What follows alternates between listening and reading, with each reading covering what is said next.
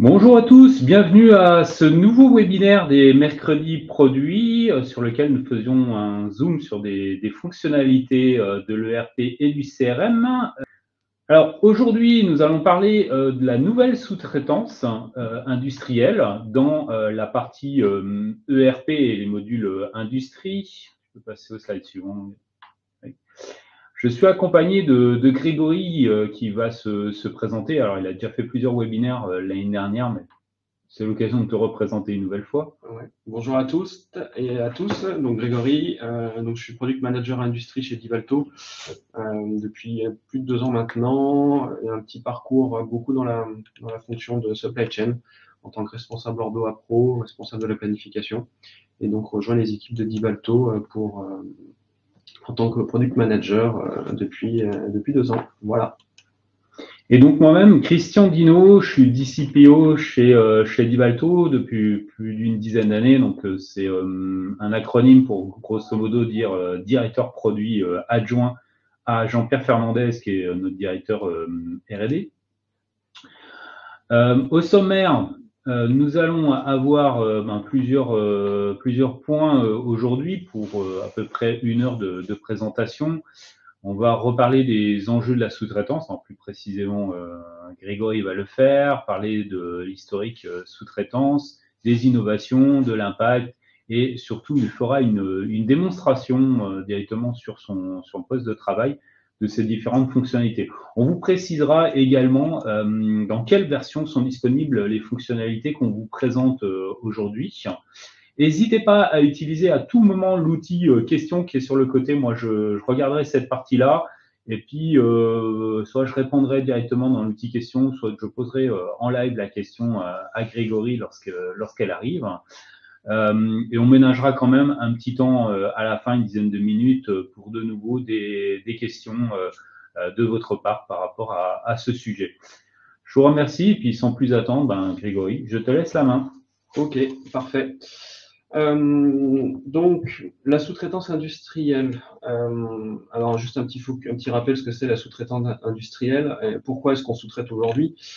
Pourquoi est-ce que les entreprises sous-traitent? En général, c'est pour optimiser les ressources internes, mieux se concentrer sur les ressources clés et aussi, parfois, pour améliorer la flexibilité face aux variations de la demande et aux imprévus.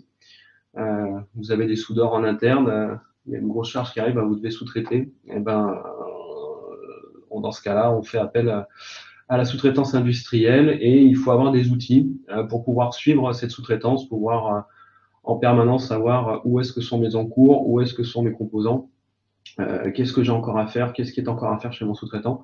Donc voilà, c'est ça les enjeux de la sous-traitance industrielle. Et donc le but de ça, c'est de simplifier les flux, avoir le moins de tâches administratives possible et bien sûr avoir la meilleure visibilité possible sur l'état des commandes. Donc ça, c'est les enjeux. Donc dans Divalto, historiquement, on avait déjà une sous-traitance qui existait, on avait déjà un module de gestion de la sous-traitance, mais qui avait des caractéristiques un peu particulières. La première de ces caractéristiques était que chaque séquence d'OF devait avoir sa commande de sous-traitance. Donc, ça veut dire que autant d'OF, enfin même plus que ça, autant de séquences d'OF sous-traitées égale autant de commandes de sous-traitance. Ces commandes de sous-traitance, en plus de cela, généraient en plus de nombreuses pièces administratives. Donc en fait, chaque commande de prestation entraînait la création de commandes fournisseurs pour la gestion des flux logistiques. Ça veut dire qu'on crée une commande fournisseur pour envoyer l'encours, on créait une commande fournisseur pour envoyer les composants, et on créait des commandes fournisseurs pour réceptionner tout ça quand tout ça revenait. La supervision était très rigide, on n'avait qu'une seule vue qui était possible.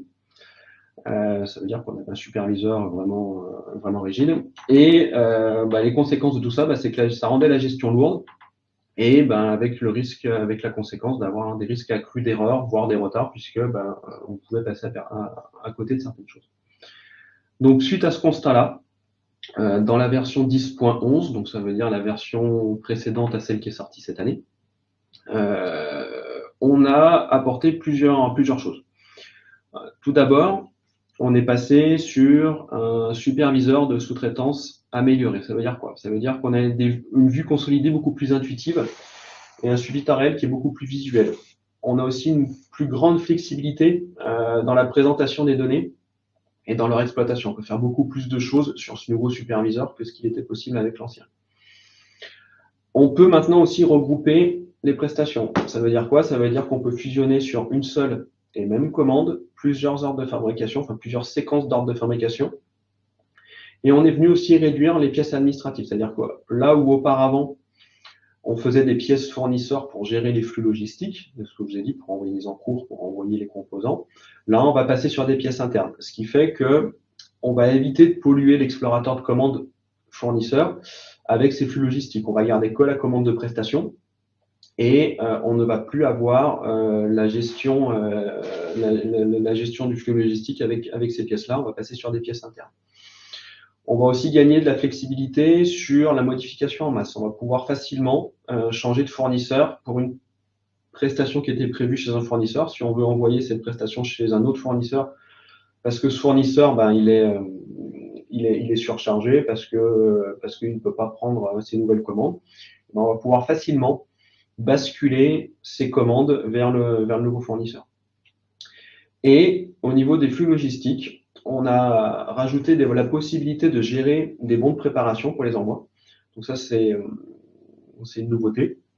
L'avantage de ces bons de préparation, c'est qu'on va pouvoir enfin avoir un document unique qui va pouvoir être utilisé par un logisticien ou un magasinier pour faire ses sorties de stock, c'est-à-dire qu'il travaille sur des ordres de fabrication, enfin sur des séquences d'ordres de fabrication, qu'il travaille sur des séquences de fabrication qui sont sous-traitées sur des commandes clients, voire même sur des besoins d'affaires, il aura la possibilité d'utiliser ce même et unique document pour faire tout son flux logistique.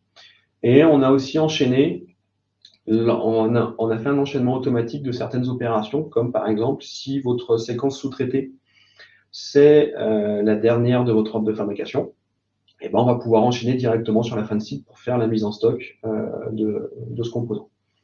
Donc voilà un peu toutes les innovations que l'on a apportées sur cette nouvelle sous-traitance, la sous-traitance industrielle, et les impacts que ça va avoir. Donc, vous vous en doutez, une interface qui est beaucoup plus intuitive, on exploite mieux les données, gain de temps, puisqu'on va avoir moins de pièces administratives à gérer, et on va être aussi capable de s'adapter beaucoup plus facilement, d'adapter beaucoup plus facilement les flux aux conditions réelles. Donc, toutes ces nouveautés, vous pourrez les retrouver dans la documentation en ligne. Donc, il y a un lien dans le PowerPoint, mais donc, toute la documentation de cette nouveauté est disponible en ligne. Et donc, maintenant, on va passer à une petite démonstration des capacités de cette nouvelle sous-traitance industrielle. Donc, je vais sortir de ce mode-là. Je vais passer ici. Et on va venir regarder les capacités de cette nouvelle sous-traitance industrielle. Hop. Alors, tout d'abord, aussi une petite chose que l'on a rajoutée, c'est qu'au niveau de la gestion des articles,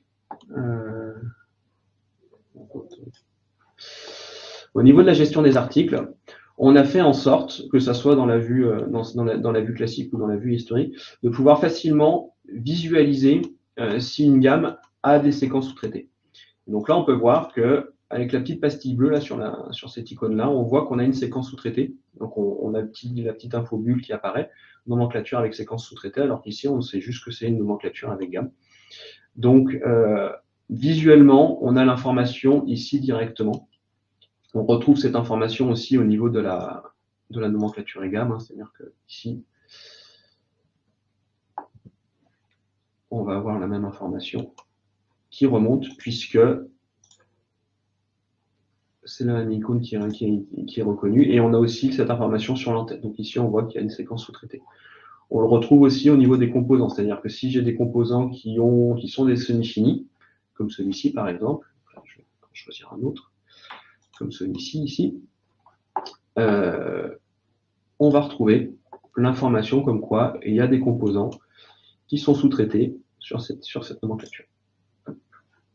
Voilà, sur les composants qui sont ici. Ah non, j'ai pas une petite icône.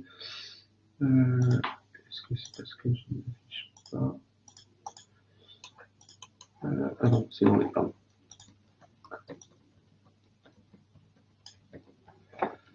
C'est ici. On aurait dû avoir cette info a dû être reprise ici. Je ne sais pas pourquoi elle n'a pas été reprise. Alors, en tout cas, voilà. Donc enfin, en tout cas, on la retrouve l'information normalement à différents endroits et on va avoir cette lecture rapide. Et donc après, on va pouvoir passer à la supervision de cette sous-traitance. Donc la supervision de la sous-traitance industrielle, on l'appelle au même endroit qu'auparavant. Hein, donc on est dans le menu production. Au niveau des ordres de fabrication, au niveau de la sous-traitance, et donc aussi on retrouve la supervision de la sous-traitance industrielle. Donc comme je vous le disais, on a une meilleure supervision dans le sens où on va pouvoir avoir des niveaux de regroupement qui vont être paramétrables par l'utilisateur. Et donc ici, on va pouvoir choisir différents niveaux. Donc on peut dire que le niveau 1, ça va être par exemple le fournisseur. Moi, c'est ce que j'ai choisi. Après, je vais choisir l'article qui va être la prestation. Et puis le niveau d'après, ça va être la ligne. Et là, je vais lancer le superviseur. Et donc là, on va arriver sur un superviseur qui ressemble un petit peu à celui qui était auparavant, mais qui donne des informations supplémentaires. Donc par exemple, là, je vais me mettre, je vais monter les informations qui sont là, on va faire un petit peu plus. Hop. Si je vais sur cette commande, on voit qu'on a déjà, en première lecture, que j'ai envoyé, la barre verte montre que j'ai envoyé 100% de cette commande, mais que pour le moment, je n'ai fait aucun retour sur cette commande. D'accord. Si je redescends ici, hop, voilà, on peut voir, par exemple, sur celle-ci, j'ai beaucoup moins d'informations. Je n'ai rien envoyé au niveau de l'encours. On voit que c'est tout à orange. Et en plus, j'ai une information, ici on voit un petit cadenas, je vous en parlerai un petit peu plus tard, c'est que j'ai généré sur cette commande-là un bon de préparation. D'accord? Donc on voit qu'on a pas mal d'informations qui apparaissent directement en première lecture sur ce nouveau superviseur. Et sur ce nouveau superviseur, comme je vous l'ai dit, on peut changer les regroupements. Donc là, on voit que j'avais choisi fournisseur, prestation, OF. Mais je peux faire un choix en disant, bah non, moi je préfère avoir plutôt un regroupement qui m'affiche toujours par fournisseur, mais plutôt avec les numéros de commande de prestation et toujours après le niveau d'OF. Donc qu'est-ce que ça va me permettre de voir? Bah, ici, je vais récupérer le numéro de la commande. Donc on voit ici, j'ai déjà le numéro c'est la commande qui a été passée. Et en dessous, j'ai un regroupement indéterminé, ce qui m'indique que pour toutes ces commandes, aucune prestation n'a été réalisée. Donc c'est là où on voit l'intérêt de ce nouveau superviseur, c'est que les regroupements qui sont là, ils vont vraiment s'adapter en fonction de ce que je souhaite, afficher. Je pourrais faire aussi un affichage par rapport au délai de la séquence. Donc, dans ce cas-là, ça va me permettre de voir en priorité les OF qui sont à faire en priorité, donc lesquels je dois faire un envoi prioritaire. Voilà. Donc voilà pour les regroupements qu'il est possible de faire avec ce nouveau superviseur. Bien sûr, au niveau des filtres, au niveau du lancement, on peut faire des filtres sur des articles. Moi, c'est ce que j'ai fait pour simplifier la vue. On peut déjà filtrer sur des sous-traitants, sur les OF, sur les séquences pour faciliter la lecture. Mais sinon, on peut oublier qu'on peut tout charger aussi. Donc voilà. Un des autres intérêts de cette sous-traitance, c'est la modification en masse, chose qui n'existait pas auparavant. La modification en masse, qu'est-ce qu'elle apporte? Elle apporte le fait de pouvoir dire, par exemple, là chez sous-traitant, on voit que j'ai tout ça à lui commander là, donc chez le 014, chez Daniel Smith, et il m'a appelé, il m'a dit, non, là, écoute, je peux pas. Il va falloir soit le délai va pas être bon, soit il faut sortir ça. Donc là, je vais faire le choix de changer de sous-traitant pour les 3 premières commandes. Donc je vais les sélectionner, je vais les marquer, et là, je vois que j'ai un petit bouton modification globale que je vais pouvoir utiliser. Et là, ça va me permettre de dire, finalement, j'ai envoyé ça chez création. Donc là, je coche. Voilà, création, et je valide. Et donc là, on voit que automatiquement, les commandes, les ordres de fabrication que j'ai sélectionnés sont passés chez le fournisseur création de manière instantanée et automatique, sans aucune intervention sur l'OF, sans aucune intervention sur une commande ou quoi que ce soit. Donc là, on gagne vraiment en efficacité sur ce sujet-là. Donc ça, c'est un des aspects supplémentaires, c'est la modification en masse. D'accord. Ensuite, une des autres fonctionnalités qu'on a rajoutées, c'est le fait de pouvoir dire toutes ces commandes, finalement, je souhaiterais les passer chez, sur une seule et même commande pour éviter de multiplier les pièces. Donc moi, là, ce que je vais faire, c'est que je vais aller, par exemple, prendre ici les commandes qui sont là, celle-ci, et je vais en faire une seule et même commande.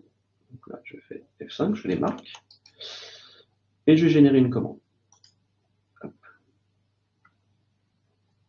Donc là, il m'affiche les trois. J'aurais pu aussi aller dire, est-ce que j'envoie tout? On pourrait ici aussi modifier les quantités. Donc, on a la main sur les quantités que l'on va passer. Donc, moi, je vais tout passer. Donc, je vais valider. Je ne vais pas imprimer la commande. On ira voir la pièce après.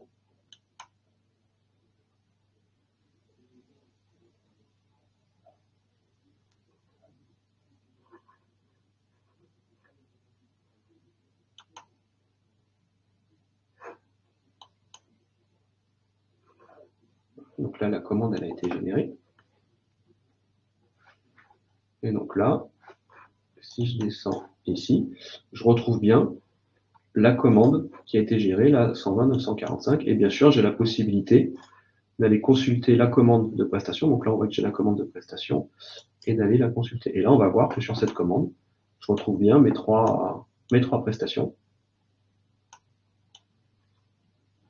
à passer chez le fournisseur. D'accord? Et on retrouve bien aussi dans la désignation le numéro d'OF ainsi que la séquence qui est concernée par cette prestation. D'accord? Donc là, je vais ressortir. On revient dans le superviseur. Oui.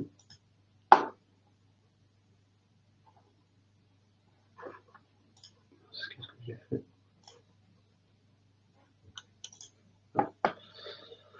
Donc là, je reviens dans mon superviseur et je vais faire la même chose sur ces commandes-là, par exemple, qui sont d'assemblage. Hop. Je vais les marquer. Voilà. Et je vais passer une commande.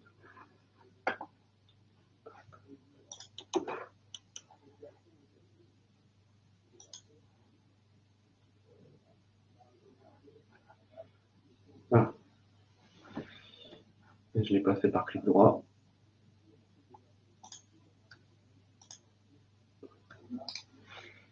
Voilà. Il n'y a plus qu'à la sélectionner. On valide. Je ne l'imprime pas. Ce qui m'intéresse, c'est de générer la commande.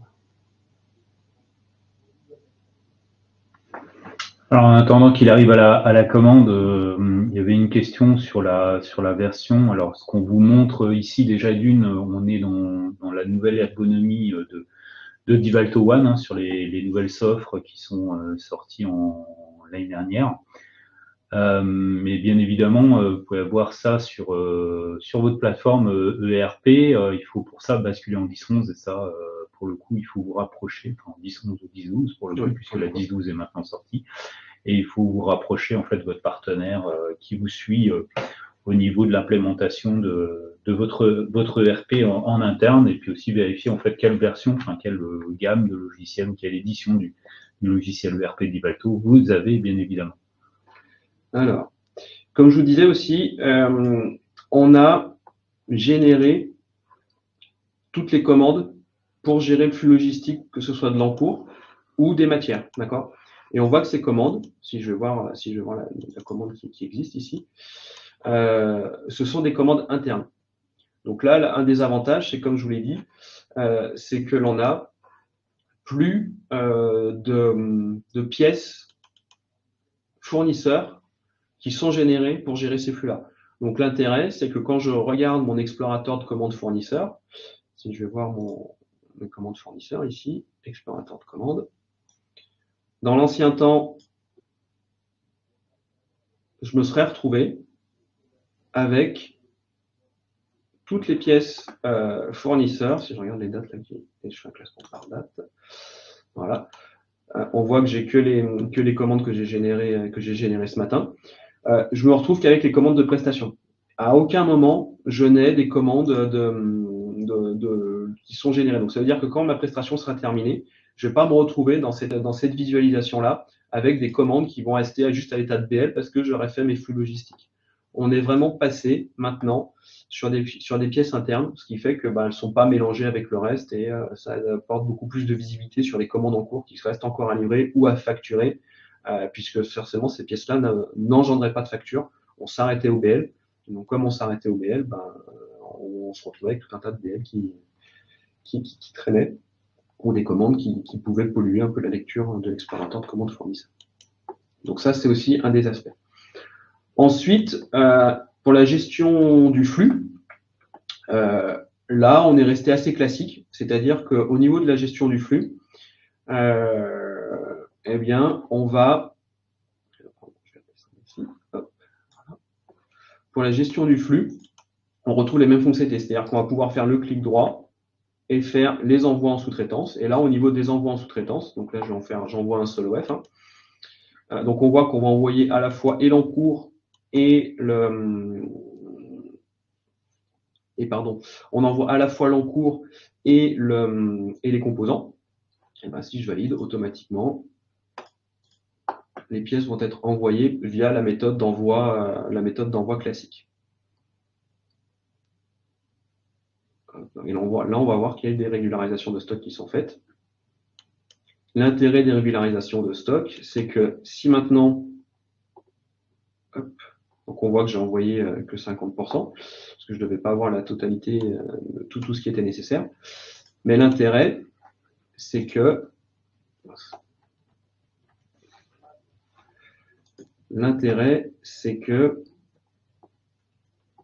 on retrouve en partie basse ce qui a été envoyé. D'accord? Donc on voit que j'ai pu envoyer tous les composants, mais que je n'ai envoyé que la moitié de ce qu'il y avait, de la prestation qui était prévue. Je n'ai envoyé que 5. Et donc, si je viens consulter ici les stocks, pardon, si je me mets sur mon article qui est ici, voilà, celui-ci, par exemple, sur les stocks, voilà.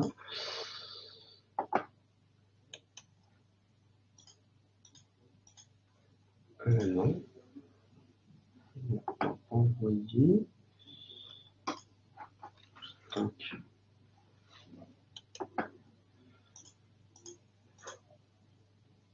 Donc là, on voit les encours.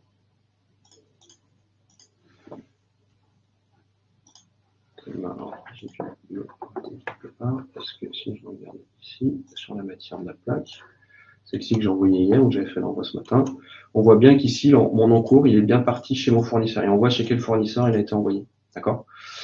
Là, j'ai eu un petit raté dans ce que j'ai fait. Je vais refaire un envoi de cette commande-là pour vérifier ce qui a pu se passer.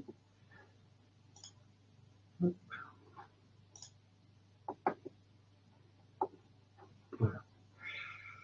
Donc sur cette commande-là, je vais envoyer.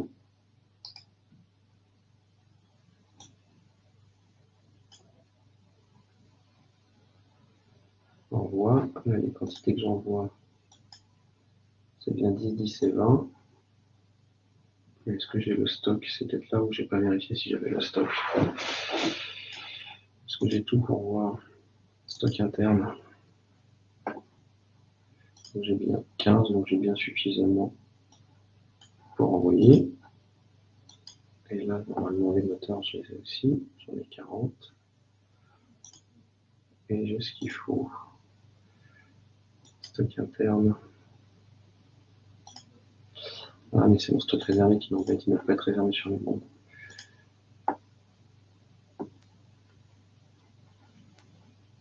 Je ne sais pas si vous l'entendez, Grégory marmonner là, j'imagine que effectivement en live vous avez des fois les mêmes difficultés sur les stocks, etc. et de tout contrôler. Ouais, et en fait, c'est quasi comme du live. Ouais, c'est bon. Non, mais je devrais pouvoir faire l'envoi, on va vérifier. Normalement, il n'y a pas de raison que dans mon envoi, l'objet, enfin, ce qui aurait dû se passer, c'est ce que je vous ai montré juste avant. C'est le fait que normalement, l'encours et les composants sont envoyés chez le fournisseur de cette manière-là. Et de manière à ce que l'on sache que l'on a envoyé ces composants-là chez le sous-traitant.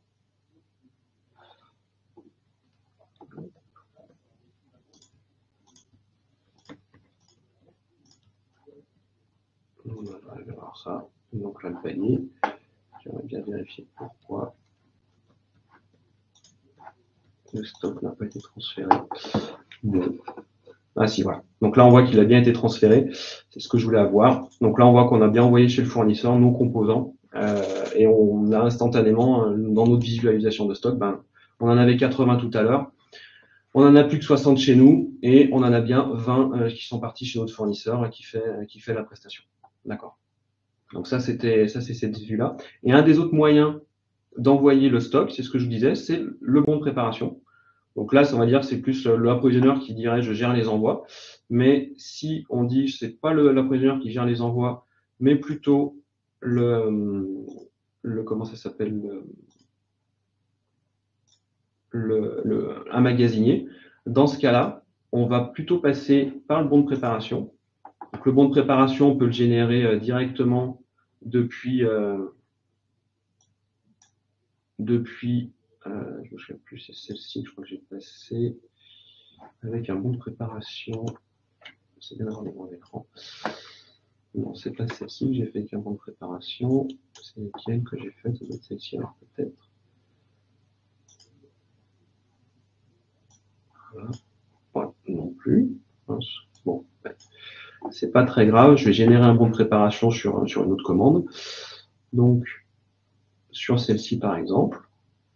C'est quoi que j'envoie dans ces moteurs? J'aurais bien pu le faire sur. Ouais, je sais pas très grave. Parce que j'ai pas forcément l'encours, parce que ça c'est ma deuxième, c'est une séquence 20, alors j'aurais plutôt faire sur une séquence 10, et la séquence 10 c'est plus sur du traitement interne. Donc je vais plutôt le faire sur celle-ci. Et donc là, je vais venir générer un bon de préparation ici. Hop, génération d'un BP. Donc là, on voit qu'il va me générer un bon de préparation.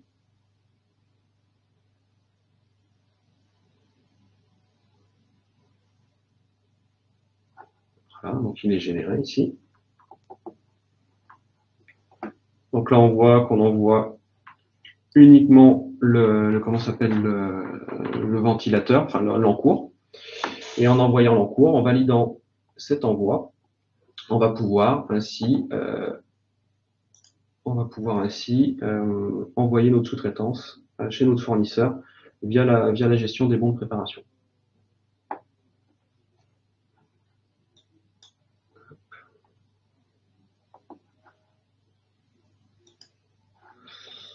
C'était sur celle-ci. Donc là, on voit qu'on a fait un bon de préparation. J'aurais pu le faire sur tout, et c'est vrai que j'aurais dû le faire peut-être sur toute la commande, mais je ne l'ai pas fait sur toute la commande. En fait, j'étais sûr d'en avoir préparé un qui était bien. J'aurais bien aimé le retrouver, mais pas sur celle-ci. On va soit ici. Voilà. Bon. J'aurais bien aimé le valider. Ouais, c'est pas grave. Ici. C'était 825 que je l'ai fait. Je me perds dans les commandes.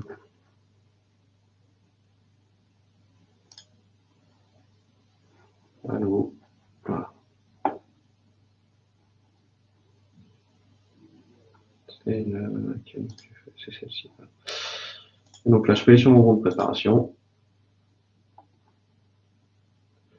Je peux le valider.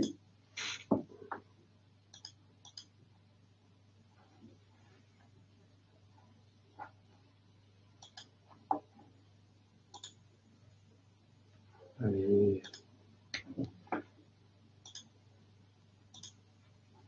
Il ne veut pas me le générer.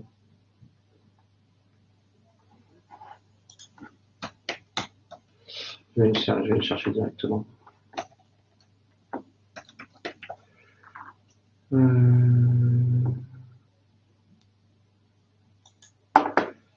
est mon bon de préparation. C'est de la préparation.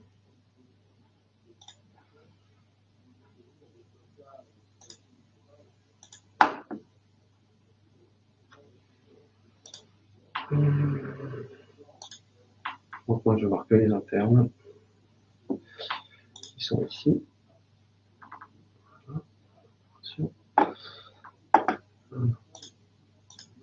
Donc c'est celui que j'ai généré aujourd'hui. Je vais le saisir. Voilà. Je vais en envoyer 20. Voilà. Confirmez-vous la mise à jour. Oui. Je vais l'achever.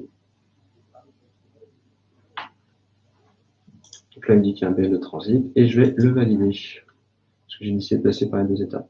Donc là, on voit que mon BP, il a été validé. Industriel. Voilà. On revient dessus et là, on verra, on va voir que mon encours, il est bien parti. La quantité 20, il est bien parti sur ma commande ici. Voilà. Donc là, l'envoi, il a bien été fait de 20 grâce à mon bon de préparation que j'avais généré. Voilà. Donc on voit bien l'envoi qui a été fait et on voit que je n'ai pas envoyé les composants. J'ai juste envoyé l'encours pour le moment et les composants ne sont pas partis. Ils sont bien, eux, toujours pas en avance. Ok. Donc c'est ça qui permet le suivi logistique, vraiment de distinguer ces informations. Voilà.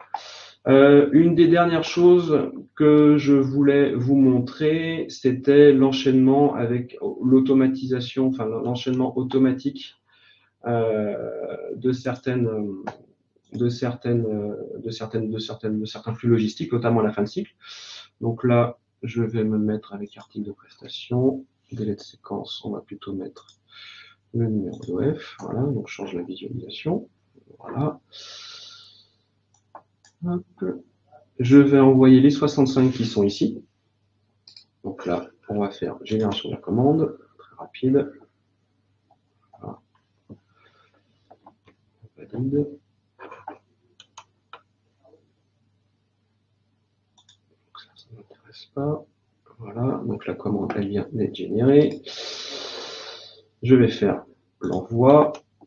Donc là, mon envoi, on va envoyer l'encours et le composant. Ici, on voit que ça, c'est le composant qui est ici. Lui, il est géré en numéro de série, donc on va aller chercher le numéro de série qui va bien. Hop. Si je l'avais fait avec un bon de préparation, ça aurait été renseigné automatiquement. Voilà. On va faire le retour.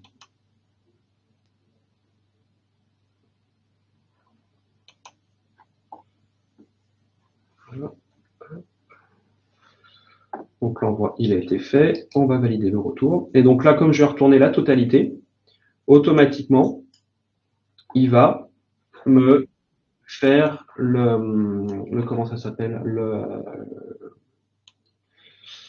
il va enchaîner directement avec la sortie matière, avec la saisie des composants, enfin tout ce qui va bien. Donc là, on voit qu'il faut que je sorte mon composant. Il va me mettre en stock mon châssis, puisque c'était le châssis que j'ai sous-traité. Et donc, au niveau du châssis, je vais venir mettre le numéro de lot ici. Voilà.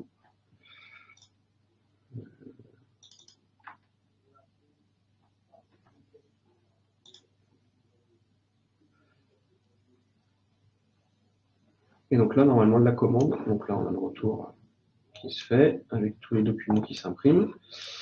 Donc, ce qui m'intéresse, c'est le retour. Et donc là, on va voir que la prestation a disparu. On voit qu'elle s'est automatiquement mise à jour. Elle a disparu pour quelle raison? Parce que la commande, comme elle est clôturée et qu'au niveau de mes filtres ici, j'avais demandé que les commandes qui étaient actives. Ici, au niveau de mes OF, comme ça a clôturé mon OF, donc ici, je montre aussi les clôturés. Voilà. Et donc là, mon OF de 65, il va réapparaître. C'était la soudure. C'était celle-ci. Voilà. Ma commande de 65, on voit qu'elle a été complètement soldée et on retrouve les barres vertes qui sont mises à jour. Donc, en fonction des filtres que l'on va mettre, on va pouvoir afficher comment ça s'appelle, l'avancement de toutes les commandes.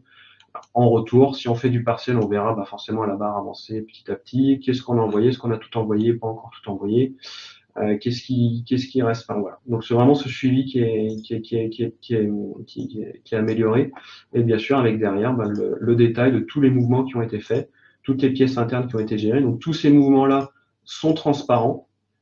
Par contre, ils permettent de tracer précisément qu'est-ce qui a été fait sur toutes les commandes de prestations, et on garde la traçabilité au niveau des stocks, sur où se trouvent les encours, où se trouvent où se trouvent les encours et tout ce qu'il faut. Donc la matière, quand elle est envoyée à un endroit, ben, on le sait en interrogeant le stock, et on sait que c'est envoyé chez le fournisseur à tel. Donc voilà pour la présentation de la nouvelle sous-traitance industrielle. Donc les flux restent à peu près les mêmes que sur l'ancienne. Par contre, on a refondu tout le moteur à l'intérieur, toute la supervision, la possibilité de regrouper.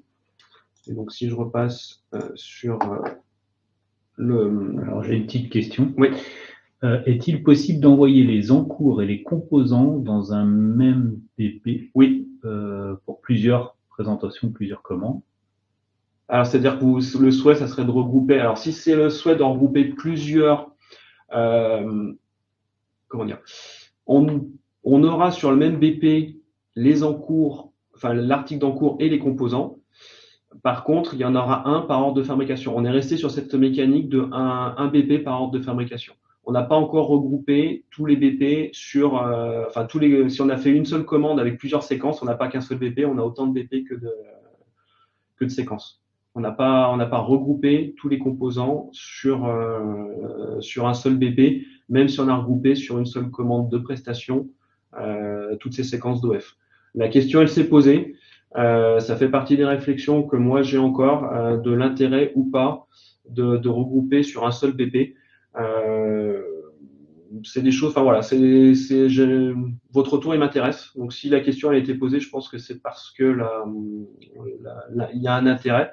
Donc je vais peut-être pousser un peu plus ce sujet-là pour voir l'intérêt qu'il pourrait avoir un seul BP, que ce soit une option par exemple. Est-ce que je veux gérer les BP par séquence ou par commande de prestation? Et auquel cas, ben, on pourrait avoir ce genre de choses. Mais c'est des réflexions qui sont en cours en tout cas. Mais à l'heure actuelle, un BP par OF et par séquence d'OF. Du coup, Laurence, si la réponse ne vous va pas, si c'était une autre question, n'hésitez pas à reposer une question. Et j'ai une autre question d'Annabelle. C'est vrai que le titre, l'intitulé de notre présentation pouvait faire penser à autre chose. Eux nous précisent qu'ils font de la sous-traitance, mais pas au niveau d'une production. Donc, ils vont pas sous-traiter une production, mais ils sous-traitent en fait plutôt une partie RH, on va dire. Donc, un personnel qui vient travailler au sein de chez eux et puis demander si on avait des solutions autour du suivi de personnel, de sous-traitance, tableau de suivi, planning de charge, heures prévues, réalisées, non réalisées, etc. Comme ça, je dirais non. Mais par contre, il faudrait voir. Donc, si j'ai bien compris, là, redis, leur activité, c'est quoi? Alors, peut-être que je pourrais voir dans le questionnaire. C'est des questions. Non, ils font de la prod puisque c'est l'industrie. J'étais sur leur site web. Ils font, je crois, des briques réfractaires ou en tout cas des solutions réfractaires. Et là, la question, c'était la sous-traitance chez eux, c'est quelque part, c'est des sous-traitants qui viennent chez eux. Ah, c'est des sous-traitants qui viennent chez eux, d'accord. Et qui travaillent chez eux. Et donc, du coup, leur préoccupation, c'est plutôt, si j'ai bien compris, Annabelle, la partie tableau de suivi des prestations réalisées, quoi, des temps passés, les plannings. Alors non, pour le coup non, puisque cette supervision-là, elle gère que des commandes de prestations, donc il faudra qu'il y ait une commande de prestation pour chaque personne qui est sur site. On pourrait détourner la supervision de la logistique, mais non, on vient pas gérer les personnels qui viennent réaliser la prestation, et la prestation interne, non, on n'a pas ça. Pour revenir sur les outils de base de suivi des collaborateurs, des techniciens et voilà. Est-ce prévu un jour? Là, on a la bonne personne sous la main puisque Greg est PM. En tout cas, en 2025, c'est pas dans notre roadmap du tout. Faudrait l'identifier. Alors, juste pour information, on va pas tarder à vous partager un outil. Nobel 2026, bravo. Non, alors là. On va vous partager un outil qu'on utilise avec nos partenaires, qui est un outil de suggestion d'évolution.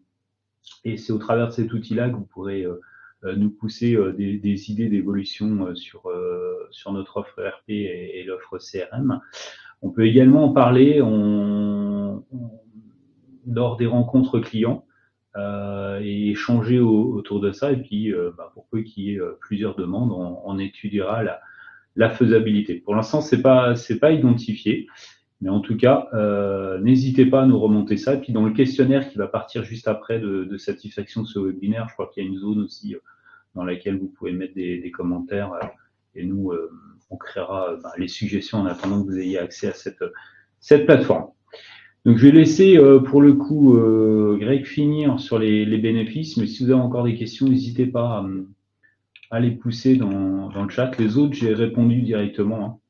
Alors, les rencontres clients, je ne sais plus si j'ai mis le slide, mais je vais vous retrouver l'info et le lien d'inscription. Ok.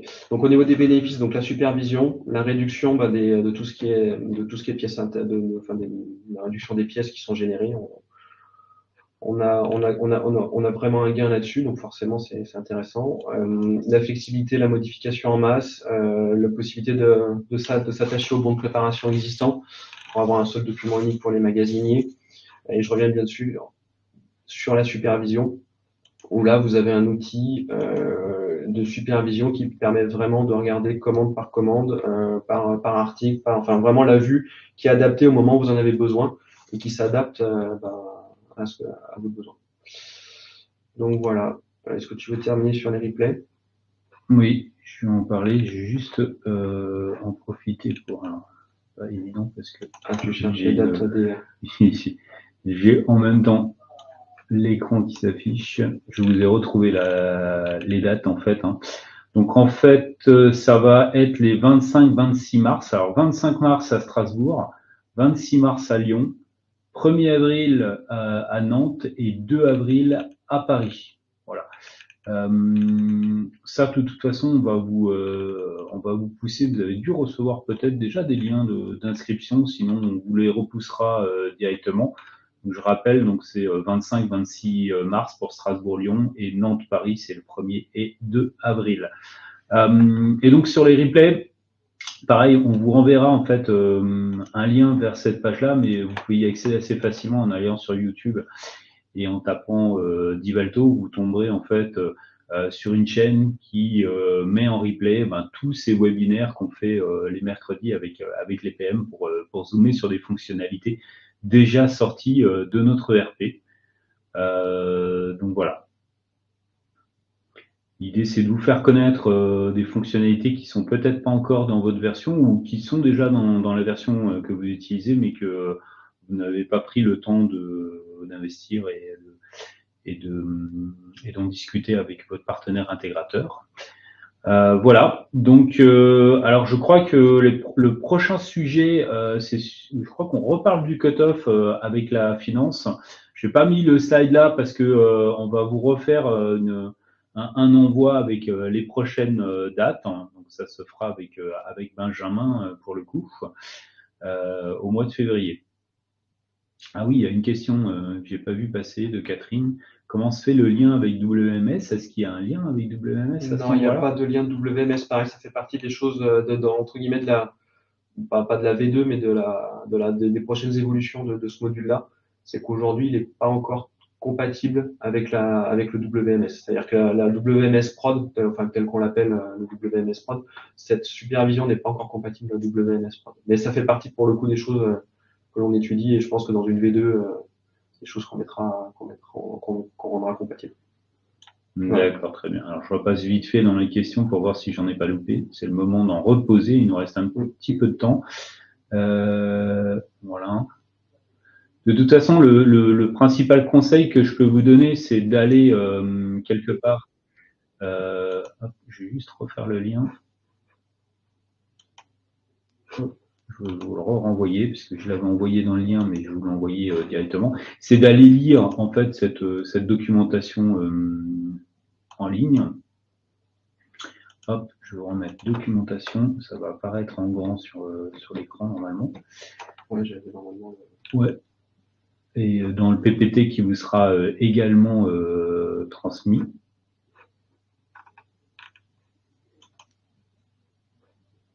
Toc, au-dessus de la scène. Alors, je ne sais pas si le lien s'affiche au-dessus, effectivement, mais là, vous pouvez directement cliquer sur le lien que je viens de pousser là, sur Livestorm. Et quand vous cliquez dessus, vous allez tomber directement sur cette doc-là, dans laquelle il y a toute la description. Et puis, vraiment, le paramétrage aussi qui est important, puisqu'il y a un paramétrage spécifique. Le conseil qu'on vous donnerait, c'est d'en discuter effectivement avec vos contacts commerciaux ou chefs de projet qui vous suivent, qui suivent votre dossier. Ils savent mieux que nous si c'est adapté à votre contexte, éventuellement à des personnalisations qui ont déjà été mises en place. Voilà, je regarde une dernière fois pour les questions, mais je crois qu'il n'y en a pas eu de nouveau. Et je vous remercie donc du coup de votre attention. Bon après-midi à vous, bon déjeuner. Merci à vous pour cette présentation. Et à très bientôt. Au revoir. Au revoir.